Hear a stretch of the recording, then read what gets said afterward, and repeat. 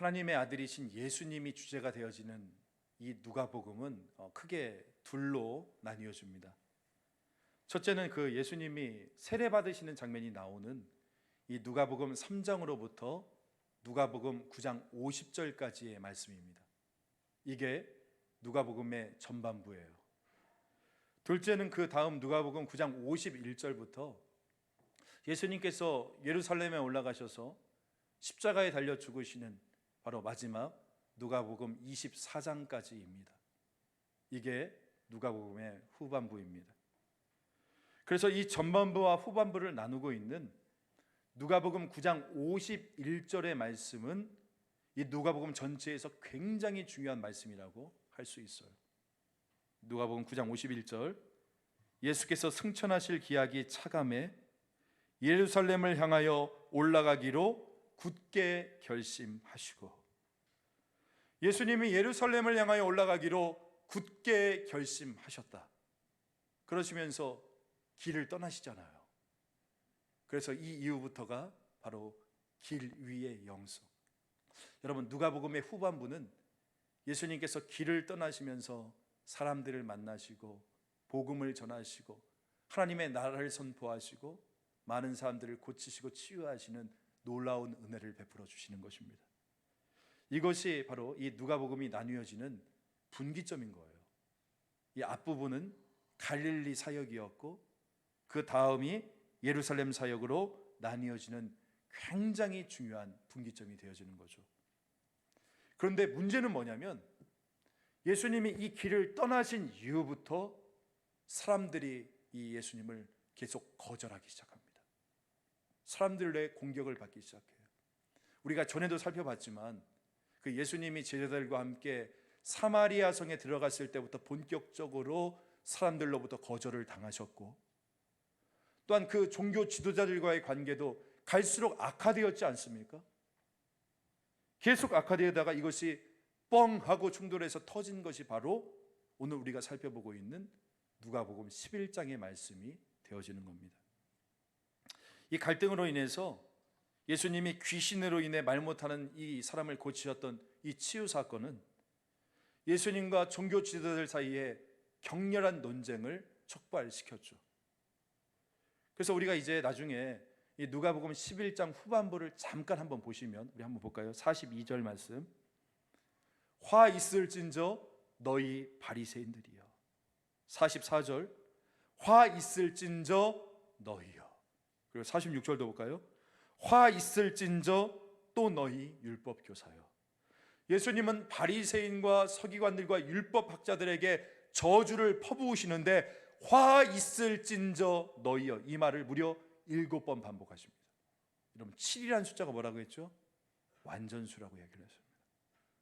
이런 이유로 이 누가복음의 마지막 절인 54절을 보면 그 입에서 나오는 말을 책 잡고자 하여 노리고 있더라.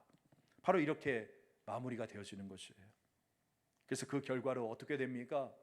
예수님은 예루살렘에 올라가셔서 십자가에 달려 죽게 되어지시는 것이죠. 여러분, 오늘 본문은요, 바로 이런 흐름과 맥락 가운데서 오늘 이 본문을 봐야 됩니다.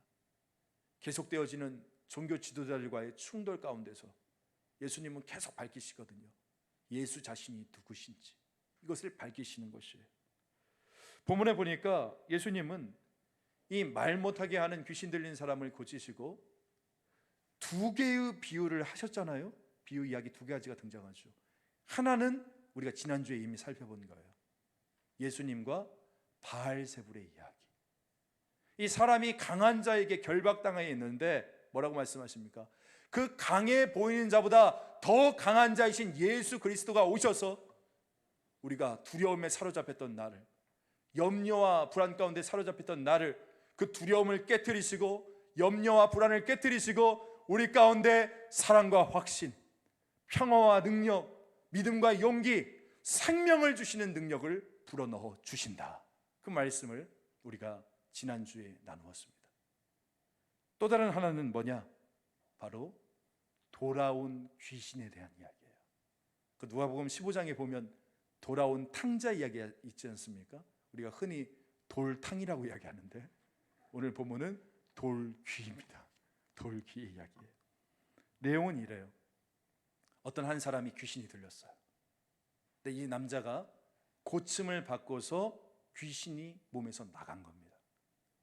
그런데 이 나갔던 귀신이 자기가 쉴 곳이 어디 있느냐 하고 찾아보는데 있을 곳이 없는 거예요. 그러니까 이 귀신이 어떻게 하냐? 그러면 내가 전에 있었던 이 사람은 어떤가 하고 다시 한번 와 봤더니 어떤 상태에 있는 겁니까? 깨끗하고 정리정돈이 되어 있는 겁니다. 이야, 잘 정돈되어져 있다. 그리고 아무도 그곳에 안 사네. 그러면 내가 살아야지. 그러면서 어떻게 해요? 더 악한 귀신 7을 가지고 이 사람 속에 들어갔다라는 것입니다. 따라서 이 사람이 이전보다 어떻게 됐대요? 우리 한번 26절 말씀 한번 같이 읽어볼까요? 26절 시작. 이에 가서 저보다 더 악한 귀신 7을 데리고 들어가서 보아니 그 사람의 나중 형편이 전보다 더 심하게 되느니라. 그 사람의 나중 형편이 전보다 더 심하여졌다. 한마디로 말해서 악화되었다는 것입니다. 이것이 바로 오늘 예수님께서 하신 두 번째 비유의 내용이 되어지는 것이에요. 그렇다면 여러분, 오늘 예수님께서 이야기하시는 이 비유의 강조점은 무엇인가? 지금 뭘 강조하고 계십니까? 바로 집이 비었다는 것입니다. 집이 비었다. 그 요아킴 예레미야스라는 신학자가 있는데 이 신학자가 오늘 비유에 대해서 이런 말을 했어요. 한번 들어보세요. 이 같은 일이 일어나는 것은 필연적이거나 불가피한 일이 아니라 이 사람 스스로에게 책임이 있다. 귀신이 쫓겨나가면 그 집을 비워두어서는 안 된다. 반드시 제 주인이 그 집을 다스리고 하나님 나라의 기쁨이 그 집안에 충만해야 된다. 그 집은 하나님의 거처가 되어야 된다. 그러니 그 영혼의 집을 비워둔 것이 누구의 책임이라는 겁니까? 결국 자기 책임이라는 거예요. 여러분, 예수님께서 지금 이 비유에서 강조하고 계시는 것이 무엇입니까? 이 사람의 형편이 이전보다 나빠졌다는 거예요. 나빠졌대요. 그렇다면 왜 더 나빠진 것입니까? 나빠진 이유가 뭡니까? 바로 비워두었기 때문이라는 거예요. 비워두었기 때문에. 사랑하는 성도 여러분, 오늘 이 말씀이 저와 여러분에게 주는 교훈이 무엇입니까? 우리가 귀신을 내쫓는, 그러니까 우리가 악한 습관을 버리고 악한 것을 떠나고 이전 생활을 정리하는 것도 굉장히 중요하지만 실은 이것보다 훨씬 더 중요한 게 뭐라는 겁니까? 이전의 생활을 정리하는 것도 중요하지만 여러분 기억하세요. 더 중요한 것은 무엇이냐면 우리가 앞으로 어떻게 살 것인가가 더 중요하다는 것입니다. 우리가 이전에는 어떻게 살았습니까? 악한 욕심 속에서 내가 하고자 하는 일에 최선을 다하며 그 길로 달려갔지만 이제 우리가 회개하고 나서는 더 이상 내가 구할 악한 것을 하나님 앞에 내려놓고 내 마음을 완전히 비운 상태로, 그런데 여러분 기억하세요. 내 마음을 비운 상태로 신앙생활이 끝나는 것이 아니에요. 그것은 과정일 뿐입니다. 그 비워진 상태에서 다시 하나님의 나라와 거룩한 영광의 것으로 내 비워진 상태를 다시금 채워나가는 것, 이것이 훨씬 더 중요하다라고 이야기를 하고 있는 것이에요. 우리 한번 따라해 볼까요? 채우는 것이 중요하다. 채우는 것이 중요하다. 왜죠?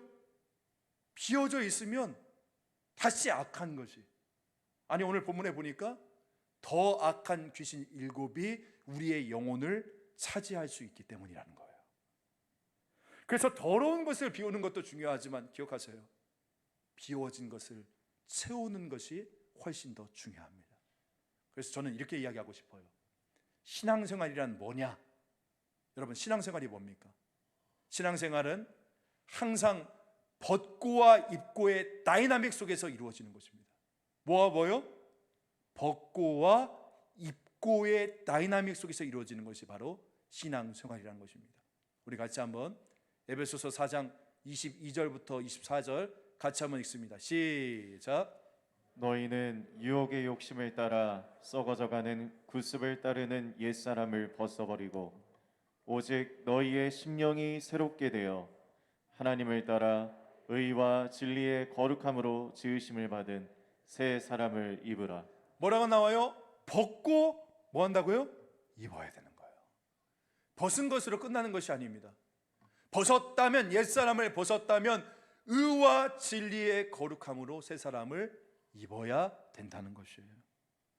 사랑하는 성도 여러분, 거짓말을 하지 않는 것이 중요한 것이 아니라 거짓말을 하지 않는 대신에 참 말을 하는 것이 더 중요하듯이, 낭비하지 않는 것도 중요하지만 그 다음에 선한 것을 위해서 베푸는 것이 더 중요하듯이, 여러분 기억하십시오.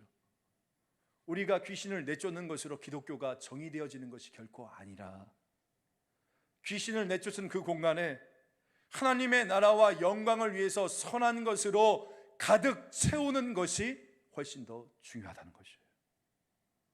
그래서 여러분, 기독교는요, 뭐뭐하지 말고 뭐뭐하지 않고 이런 것으로 끝나지 않아요. 오히려 돌아서서 더욱더 주의 영광을 위해서 우리가 지금 어떤 일을 더 해야 되고 어떤 일로 우리가 가득 채워져야 되는가, 여기에 모든 포커스를 맞추고 있는 것입니다. 여러분께 한번 묻습니다. 여러분은 예수 믿은 다음에 나는 무엇이 변하셨어요?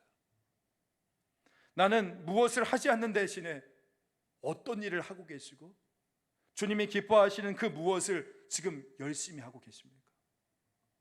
주님이 기뻐하시는 어떤 것으로 내 영혼의 빈집을 지금 채우고 계시냐는 거예요. 여러분의 영혼이 하나님의 거처입니까? 여러분, 우리가 진지하게 이 질문을 던지면서 기도할 때에 나는 과거의 옛날의 나의 모습을 청산했다, 여러분 이걸로 만족하지 마세요.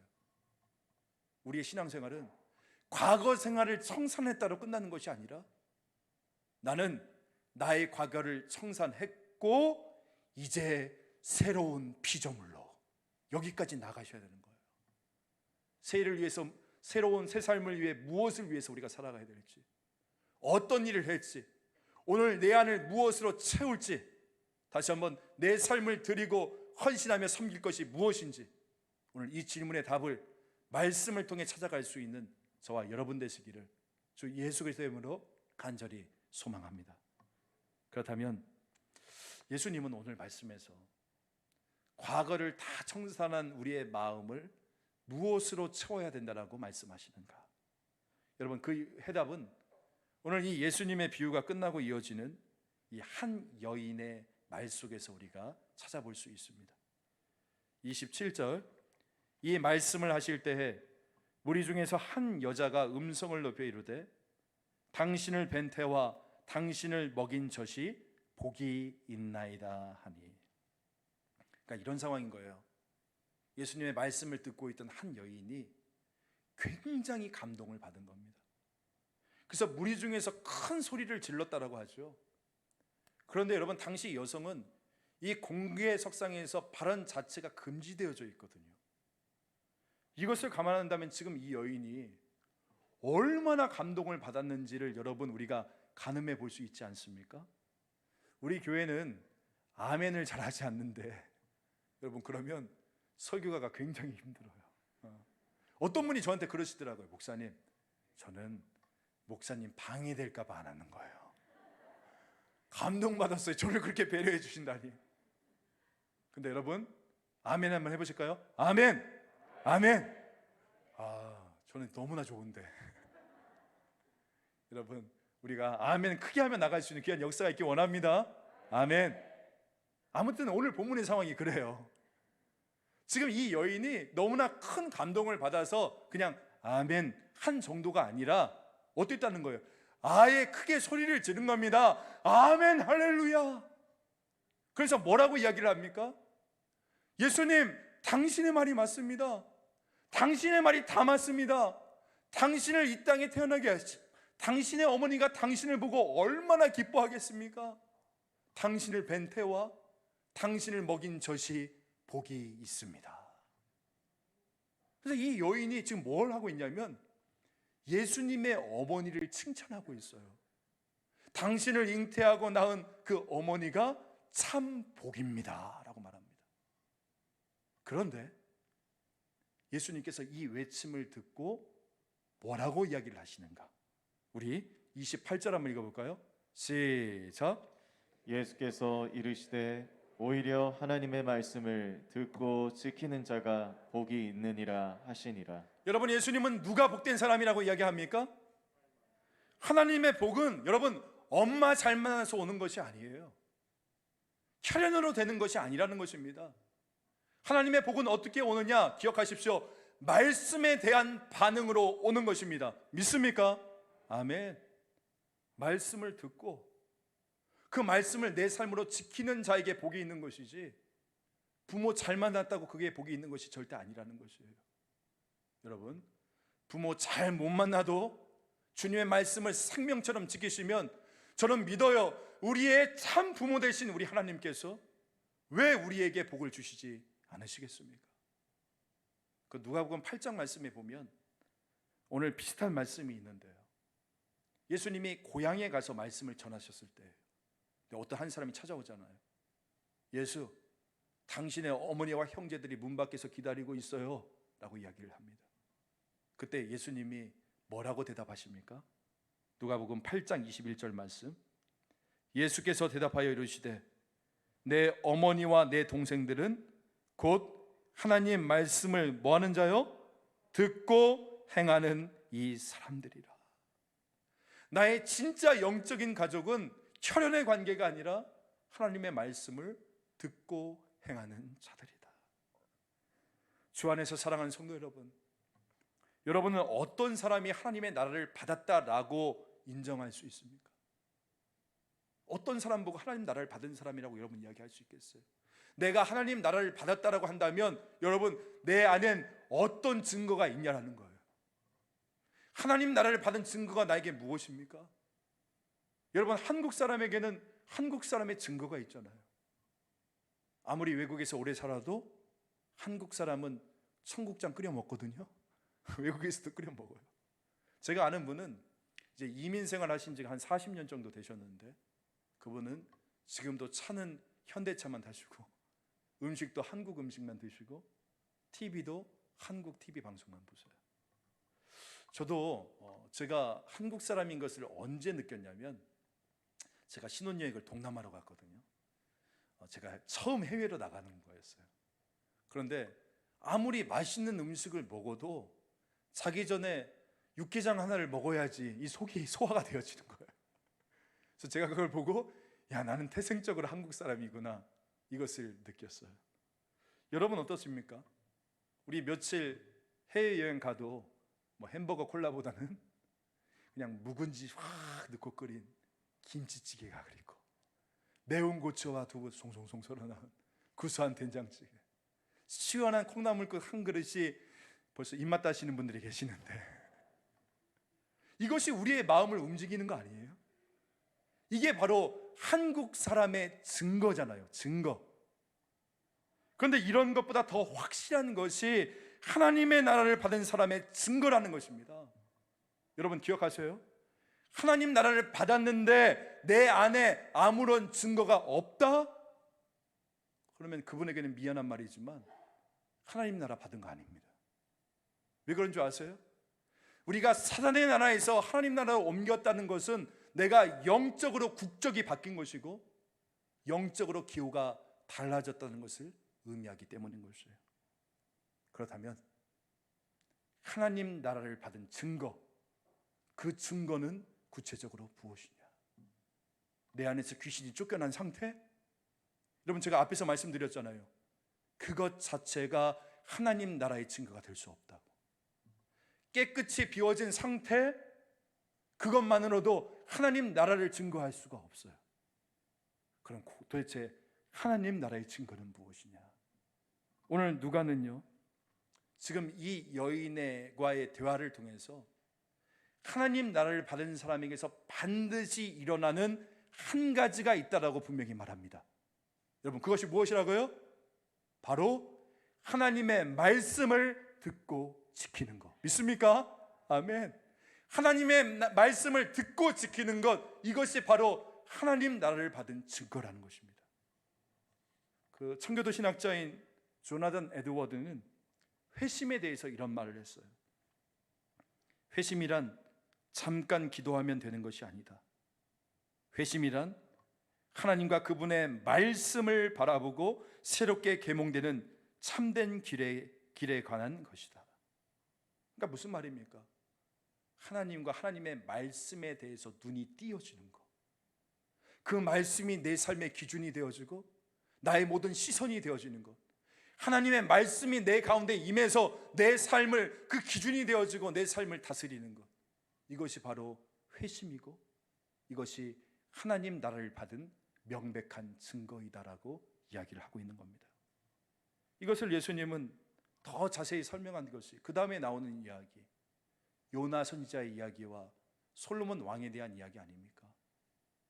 29절 말씀을 보면 막 무리들이 모여들자 예수님이 이렇게 말씀하시기 시작합니다. 29절, 이 세대는 악한 세대라.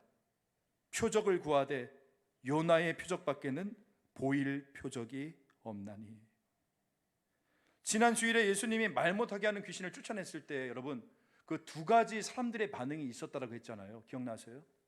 첫 번째 반응은 뭐였습니까? 예수가 누구의 힘으로? 귀신의 힘을 이용해서 귀신을 쫓아내고 있는 흑마술사다, 그렇게 이야기하는 그런 부류가 있었고, 또 한 부류는 어떤 부류였습니까? 예수, 지금 당신이 귀신과 짜고 치는 모습이 아니라는 것을 우리 모두에게 알 수 있도록 우리에게 더 큰 기적, 더 큰 표적을 보여주시오, 그렇게 이야기했던 부류들이 있지 않았습니까? 지금 예수님께서는 바로 그것을 염두에 두시고 말씀하시는 겁니다. 뭐라고 말씀하십니까? 너희들은 나에게 더 큰 기적을 요구하지만 나는 요나의 표적 외에는 너희에게 보여줄 것이 더 이상 없다라고 말씀을 하십니다. 그렇다면 오늘 가장 중요한 질문입니다. 여러분, 요나의 표적이란 무엇입니까? 요나의 표적이란 과연 무엇을 말합니까? 하나님께서 이 요나라는 선지자를 부르셨잖아요. 어떤 명령 주셨죠? 니느웨로 가라. 가서 회개를 선포하라. 그런데 이 요나는 니느웨로 갔어요, 안 갔어요? 안 갔어요. 다시스로 갑니다. 요나는 니느웨에 가는 것이 싫었어요. 그들에게 복음을 전하는 것이 싫었어요. 왜죠? 니느웨는 아수르의 수도였기 때문인 것입니다. 이스라엘의 원수였기 때문이죠. 얼마나 이들이 잔인하고 포악하고 얼마나 악한지 니느웨 이야기만 들어도 치가 떨리는 거예요. 그런데 여러분, 우리 하나님은 어떤 분이십니까? 우리 주는 은혜로우시고 자비로우시고 노하기를 더디하시고 인애가 크시사 뜻을 돌이켜 재앙을 내리지 아니하시는 그 사랑의 하나님이라는 거예요. 그래서 아무리 악한 니느웨 사람들이라도 이 주님의 말씀을 듣고 회개하고 주의 이름을 부르면 주님께서 용서해 주신다는 것이에요. 그들을 회복시켜 주신다는 것입니다. 이게 바로 우리 하나님의 사랑이요 복음의 말씀인 거예요. 여러분, 우리 하나님의 사랑이 얼마나 큰지, 세상에서 가장 당시에 잔인하고 포악했던 느니웨도 사랑하시며 그들을 아끼신다. 여러분, 하나님의 사랑이 덮지 못할 만큼 큰 죄는 아무것도 없습니다. 이게 바로 뭐예요? 복음의 말씀이에요. 말씀. 아무리 죄악된 사람도 하나님은 사랑으로 치유해 주시고 회복시켜 주신다. 요나가 니느웨에 가서 이 복음을 전한 거예요. 은혜로우시고 자비로우시고 노하기를 더디하시고 인애가 크시사 재앙을 내리시지 아니하시는 그 하나님의 사랑의 이야기를 전했어요. 그런데 대충 전했어요. 대충 복음을 전했어요. 왜일까요? 아직까지도 이 니느웨를 향한 미워하는 마음이 완전히 풀리지 않았기 때문에. 그런데 놀라운 일이 뭔지 아십니까? 이 요나가 대충 전한 이 복음을 니느웨 사람들이 들었는데 어떤 일이 발생한 거예요? 온 니느웨 사람들이 주님 앞에 회개하고 엎드림을 통해서 하나님의 구원의 역사가 임하기 시작했다라는 걸 오늘 본문은 말해주고 있는 것입니다. 그런데 여러분, 주 안에서 사랑하는 성도 여러분, 바로 여기 요나보다 더 큰 분이 계십니다. 누굽니까? 바로 예수 그리스도. 믿습니까? 아멘. 생각해 보세요. 요나가 전한 대충 복음을 듣고도 이 느느웨 사람들이 구원을 얻었다면, 요나보다 훨씬 더 그 크신 분, 예수 그리스도께서 전하신 하나님의 말씀을 듣고 지키는 자들에게 여러분 얼마나 크고 강력한 복음의 구원의 역사가 임하겠느냐, 지금 이 말씀을 하고 계시는 것입니다. 솔로몬의 이야기도 같은 맥락이거든요. 솔로몬의 지혜로운 말씀을 한번 들어보겠다 하고 저 이방 땅에서 한 여인이 찾아오죠. 남방 여왕. 그런데 이 솔로몬보다 더 크신 분, 바로 예수 그리스도의 말씀을 듣는 이들에게는 얼마나 더 큰 복들이 임하겠느냐, 지금 그 말씀을 하고 있는 것이에요. 이것이 바로 요나의 표적입니다. 요나의 표적. 여러분, 요나가 니느웨에 갔을 때 표적이 있었습니까? 막 그 어떤 기적이나 이사나 표적들, 막 놀라운 일들이 벌어졌어요? 아니죠. 요나가 니느웨에 가서 행한 기적 아무것도 없었어요. 요나가 단지 한 거란 것은 무엇입니까? 말씀만 전했을 뿐이에요. 그것도 대충 전했어요. 열심히도 안 전했어요. 그런데 그 말씀을 전했더니 그 말씀이 살아 역사에 있어서 그 말씀의 권능이 니느웨를 살리고 니느웨를 변화시키고 그 저주의 땅을 생명의 땅이 되게 한 것입니다. 이게 바로 예수 그리스도의 복음의 말씀이 가지고 있는 능력인 것이에요. 오늘 저와 여러분에게도 마찬가지입니다. 예수 그리스도의 말씀이 오늘 저와 여러분의 인생 가운데 임하고 가정 가운데 임하고 교회와 나라 가운데 임하게 되어지면 우리를 살리시고 저주받은 우리의 인생을 축복된 인생으로 바꿔주시는 그 하나님의 생명과 구원의 역사가 반드시 임하게 되어질 줄 믿습니다. 말씀보다 더 큰 능력은 없는 거예요. 풀은 마르고 꽃은 시들지만 기억하십시오. 하나님의 말씀만은 영영이 섭니다. 영원히 변하지 않는 그 능력의 말씀, 그 예수 그리스도의 복음의 말씀만을 붙잡고 나가야 되는 것이에요. 오늘 수많은 사람들이 우리 주위에서 표적을 구하고 있습니다. 하나님이 살아계신다면 증거를 대봐라. 천국이 진짜 있다라면 증거를 보여주세요. 예수님이 하나님의 아들이라면 증거를 좀 대봐요. 우리의 가정의 문제를 해결해 주시고 또한 내 병을 치유해 주시고 내 삶 가운데 기적을 베풀어 주시면 하나님이심을 인정할게요. 표적을 보여주세요. 그런데 여러분, 우리의 표적은 하나밖에 없죠. 뭐예요?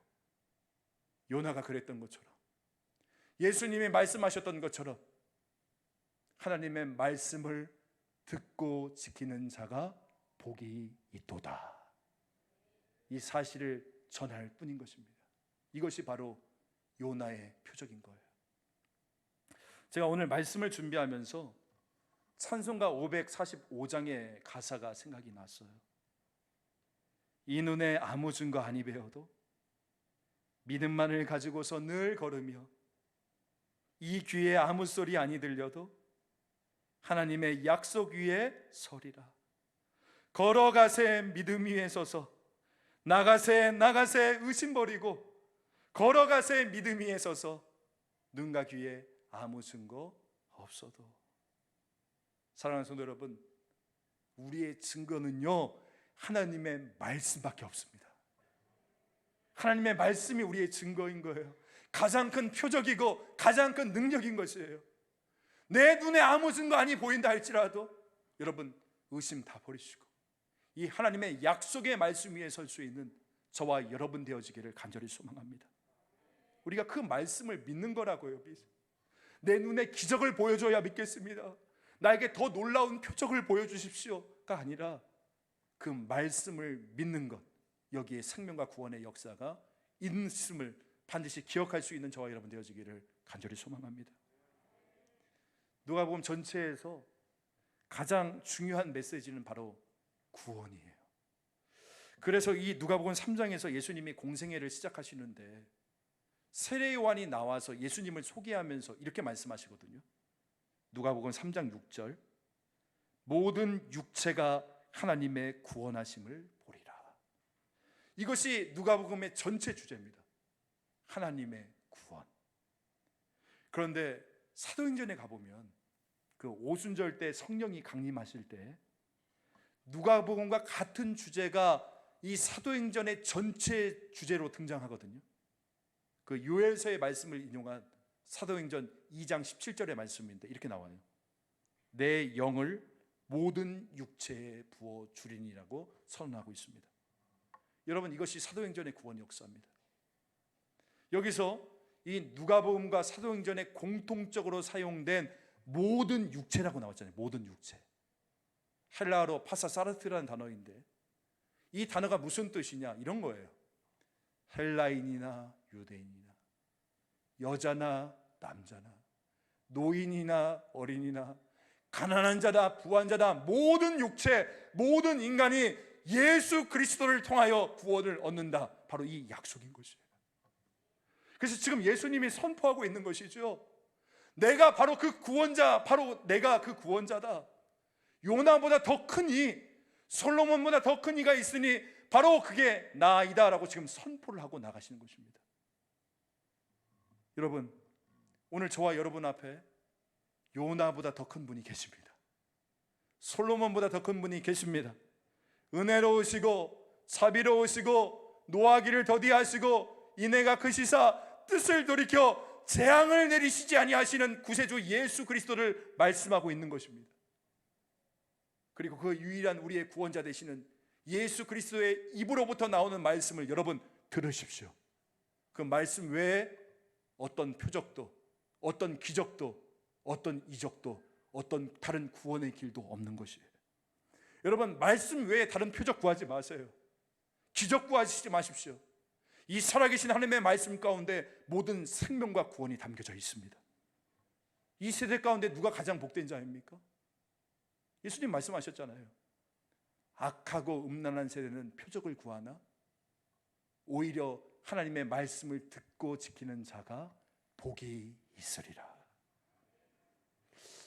예수님의 육신의 어머니인 마리아도 복이 있지만 진짜 복된 자는 오늘도 하나님의 말씀을 이 믿음의 귀로 듣고 가슴에 품고 피 흘리기까지 나가세 의심 버리고 그래서 그 말씀을 실천하며 살아가는 예수의 제자가 가장 복된 자인 줄 믿으실 수 있길 간절히 소망합니다. 여러분, 지금 여러분은 무엇으로 여러분의 영혼의 빈집을 채우고 계십니까? 요즘 혹시 말씀으로부터 조금씩 멀어지시는 분들 계십니까? 그렇다면 다시 돌아오셔야 돼요. 말씀의 자리로, 예배의 자리로, 그 부르짖음의 자리로 다시금 돌아오십시오. 그리고 이 생명과 이 구원의 말씀을 힘있게 붙잡으심으로 다시 한번 하나님의 이 약속의 말씀 위에 설 수 있는 제가 되고 여러분 되어지기를 주 예수 그리스도의 이름으로 간절히 소망합니다. 하나님 아버지, 감사합니다. 오늘 우리에게 주시는 이 귀한 말씀을 다시 한번 붙잡고 하나님께 나아갑니다.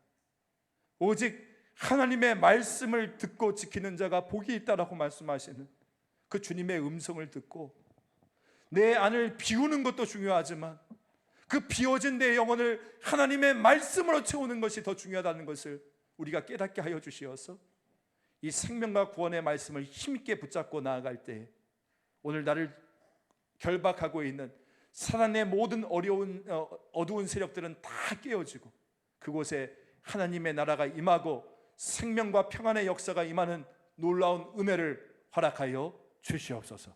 감사드리며 그주 예수 그리스도의 이름으로 기도합니다. 아멘. 우리 자리에서 다 같이 일어나셔서 우리 결단 찬송으로 주님께 나아가도록 하겠습니다.